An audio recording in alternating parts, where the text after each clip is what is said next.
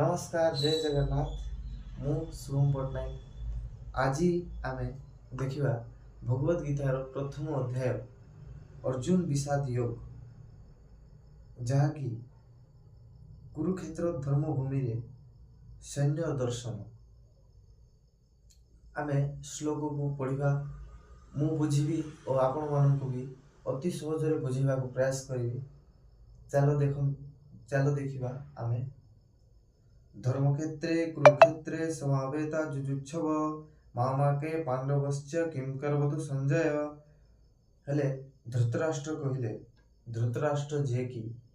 100 कौरव पुत्रंकर बापा थिले आउ से पचारुचंती हे संजय संजय जणे थिले दिव्य दृष्टि जहार कि दिव्य दृष्टि रे से कौनसी जगह रे भी देखि पारुथिले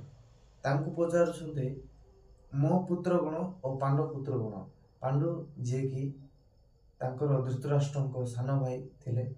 तांको पुत्र युद्ध करबा को इच्छा करी धर्मक्षेत्र कुरुक्षेत्र नामक स्थान रे कोन करछन्ते माने तांकर आउ तांको भाई सानो भाई को पुत्र दुई जण सम्मुख रे छिड़ा ही कौन कर युद्ध भूमि बोली से संजय जार की दिव्य दृष्टि अच्छी